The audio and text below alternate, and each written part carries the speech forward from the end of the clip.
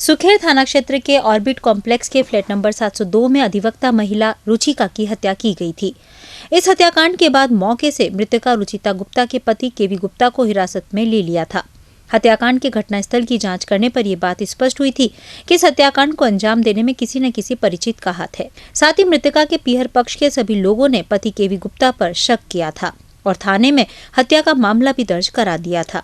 लेकिन केवी गुप्ता की मौजूदगी घटना वाले दिन कोल डिटेल व उसके साथियों व व्याख्याताओं के साथ MLSU में हुई। उसके बाद पुलिस इस मर्डर मिस्ट्री को खोलने में लग गई, जिसमें सामने आया कि अपार्टमेंट के 802 फ्लैट नंबर में रहने वाले दिव्य कोठारी उर्फ किट्टू निकला, जो रुचिका का कातिल है, जिसने डिप्रेशन और मानसिक रोग के चलते उसने बेरहमी से चाकुओं से गोद कर हत्या कर दी। इस हत्याकांड में कई मोड़ आए, जिसे पुलिस ने सुलझाकर राहत की सांस ली।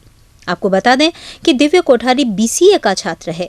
SP राजेंद्र प्रसाद गोयल ने बताया कि मृतका के पति केवी गुप्ता के संबंध में जैसे ही ये तथ्य सामने आया कि घटना के वक्त मौजूद न होकर वह अपने कॉलेज की क्लासेज में था, तो पुलिस की जांच का दायरा और बढ़ गया।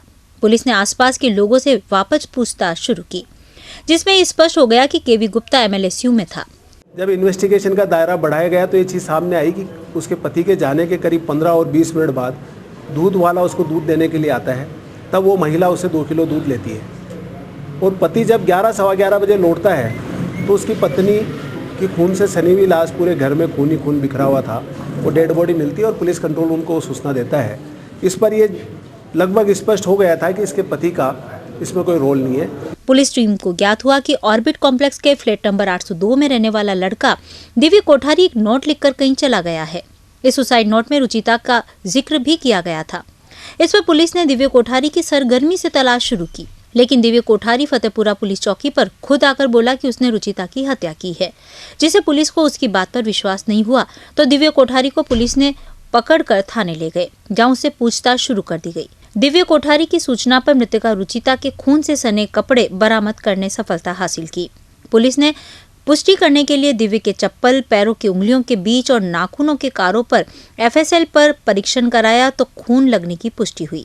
रुचिता की हत्या के बाद दिव्य कोठारी ने 8 बार आत्महत्या करने की कोशिश भी की थी, लेकिन आत्महत्या करने में नाकाम रहा और उसके बाद उसने पुलिस के सामने जाकर सरेंडर कर दिया। इसी दौरान एक अजीबोगरीब चीज़ सामने आई पुलिस के सामने कि जस्ट उससे ऊपर के फ्लैट में रहने वाला एक लड़का दिव्य कोठारी, वो अपने घर से गायब हो जाता है, जिसने एक सुसाइड नोट छोड़ के घर वालों के पास जाता है, जिसमें एक लाइन डालता है कि भाई रुचिता आंटी के मर्डर में मेरा कोई रोल नहीं है, मेरा कोई हाथ नहीं है। तो जब उसकी तलाश की गई तो वो तो मिला नहीं, लेकिन कल अचानक प्रातःकाल फतेहपुरा चौकी पे वो पेश होता है और कहता है कि भाई मैंने रुचिता आंटी का मर्डर कर दिया है।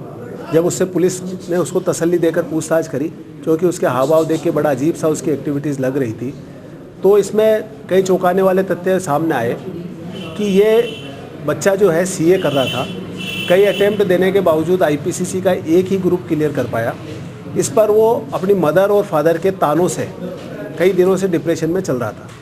करीब 4-5 दिन पहले उसकी मदर ने कहा कि तू भी ये जो नीचे चौकीदार देख रहा है ना, इसकी तरह चौकीदारी करेगा अगर पढ़ाई नहीं करेगा था।